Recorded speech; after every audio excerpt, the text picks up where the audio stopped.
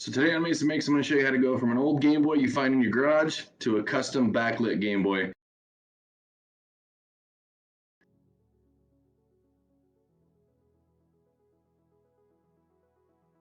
So for starters, we're going to take out the batteries from this, and we're going to start taking out 6 screws. There's 4 you can see on the top, and there's 2 in the battery compartment, and you're going to have to use a tri-wing screwdriver. It looks like the letter Y. We're going to take those out and then set those aside. The mat that I'm using has a little magnet on it, so I like to set those there so I don't lose those.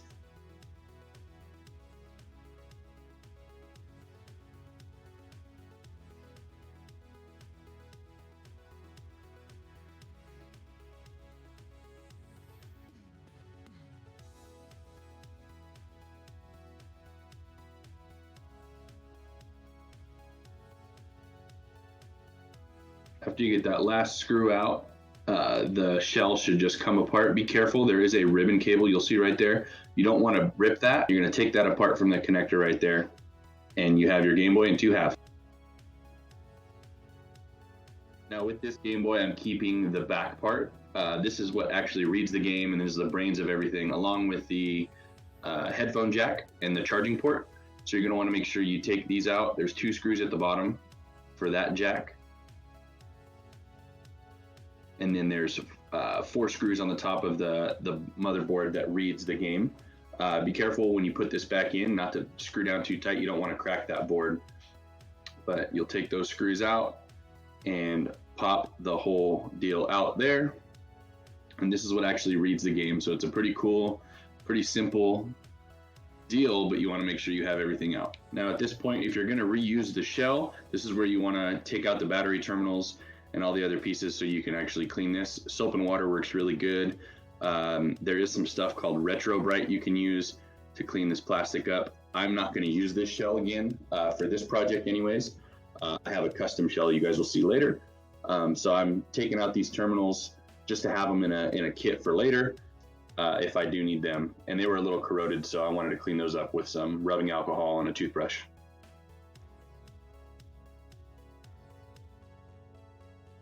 So at this point, you can take your motherboard and put it into your back shell housing or your original housing if you've cleaned up the one you had. Line up the holes, put the screws back in, and make sure you put the power button on the top. You see me messing with it right there, and I didn't put it in. I ended up having to take it apart and put it back on.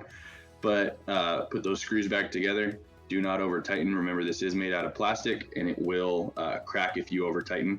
So just snug it up. It's just there to hold the pieces in place, and so they're not rattling around while you're moving with this or if you're playing with it.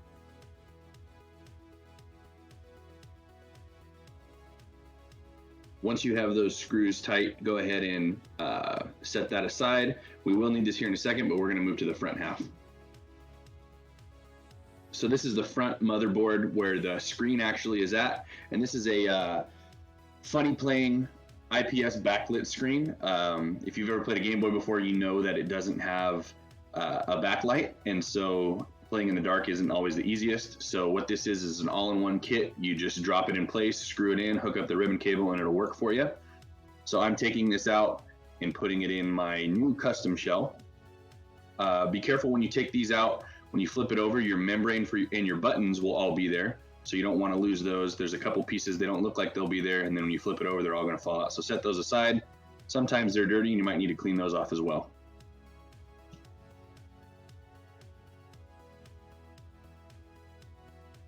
At this point, if you want to do a speaker upgrade, you can. I'm just using my original speaker, so I desoldered it from my old motherboard to add one to my new motherboard. Real simple, you just heat up the terminals and hook them back up to the spot on the new motherboard in the location that they go.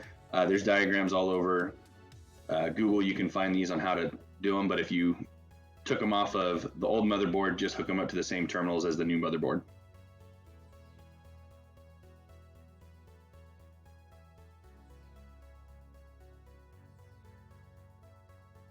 And it's at this point that I'd like to thank the guys over at Blue Shell Gaming. They hooked it up with this Game Boy, actually, the original one. Had some issues, and I told them I didn't want one that was fixed. I wanted to work on it myself. And they scrounged up some parts and see what they could get to me. And kind of Frankenstein one together. So this project wouldn't have been possible without them. And I also want to thank RinzlerGear on Etsy. He's the one who provided the custom shell. You guys will see the finished product here in a bit, but without those people, I wouldn't have been able to do this project. So thanks again, guys.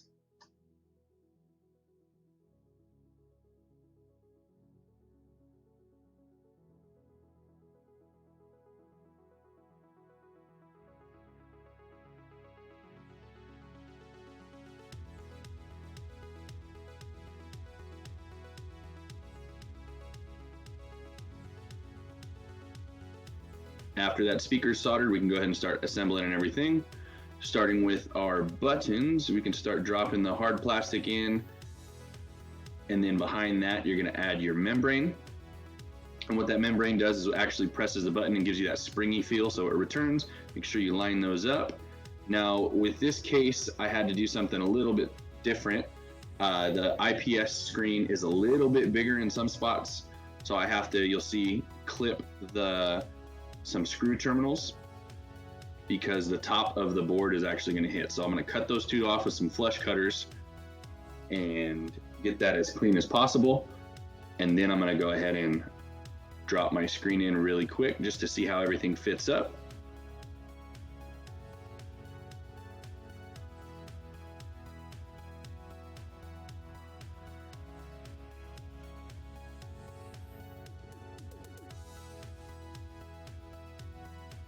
All right, and once you have everything lined up and cut, you can go ahead and put the foam gasket in here. You see me taking the tape off. It's a sticky gasket, so once you push that screen in there, it's pretty much glued to it. It's not a final fix. You can always come back in and take it off, but you're gonna need to get another gasket for afterwards. Go ahead and line up that screen, take off the protector. Just like any device, you don't wanna touch the screen as you're putting it in, because if there's a fingerprint on there and you put a screen protector over it, like we will, you're never getting that fingerprint off. It's gonna be stuck between the screen and the glass. So you're gonna wanna make sure everything's lined up completely. I have a 3D printed bracket that helps me align everything. You can buy one from the site, but I got my 3D printer and they give you the files for free. So if that's something you're able to do, go ahead and do that. Everything's all lined up. I'm gonna put my buttons back in one more time to make sure everything's lined up there.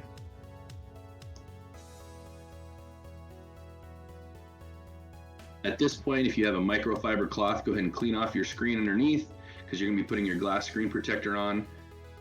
This is a pretty much one-shot deal. Make sure you get it right. There is a little wiggle room once it's set, but once that adhesive starts to stick, it's gonna be really hard to move around. So make sure you place it. There is a little channel for it to sit in, so it's not too bad. It's a pretty easy way to line it up. And once it's on, go ahead and peel off the screen protector and you're good to go.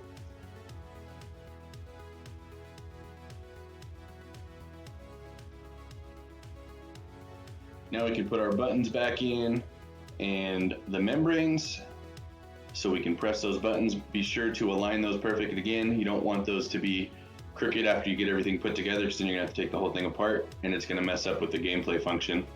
Then you're gonna add the screen from the top part, plug in that ribbon cable. It's a small one, so be careful. I recommend using some like needle nose pliers or some small tweezers to help you guide that in. Line up your points on all those screw posts. Align your speaker. You're gonna have to do some maneuvering around. It is a pretty easy way to get everything in, but you're focusing on one part and another part moves on you, so you gotta make sure everything is aligned before you start putting any screws down, okay? If it gets too tight, you could tweak something and end up messing up a speaker, causing some glass to break, causing something to bend in a way it doesn't want to be bent. So make sure you pay attention to everything before you screw anything down.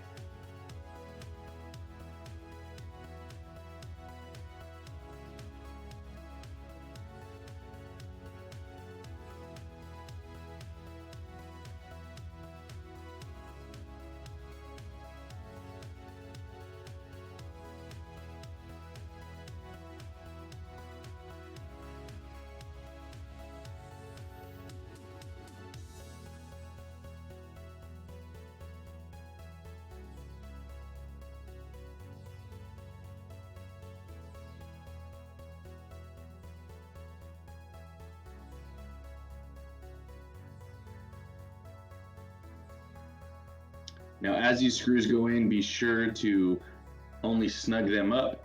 If you need to put one in at a time, that's fine, but do not wrench them all down until they are all put in place. Again, if you tighten one side down too much, the other holes might not line up, so you want to make sure that everything gets put in according. And as you see, what I keep looking at is the screen to make sure nothing gets cracked.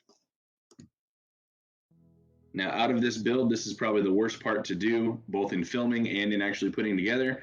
My hands are really big, so it's hard to get in there, but you want to line that ribbon cable up. It only goes in one way, so that makes it a little bit easier, but if you don't have it in all the way, your screen's not going to work, and you're going to need to undo the whole thing again just to get it all lined up. So once that ribbon cable's hooked up, you're going to line the two halves together, making sure it all snaps in. It is going to be a pretty tight fit, so go ahead and start putting the screws in just like we did before, one at a time. Do not wrench them down all the way. Wait until all of them are in before you snug them all up, so as not to pinch, or so the holes still line up like we've talked about before.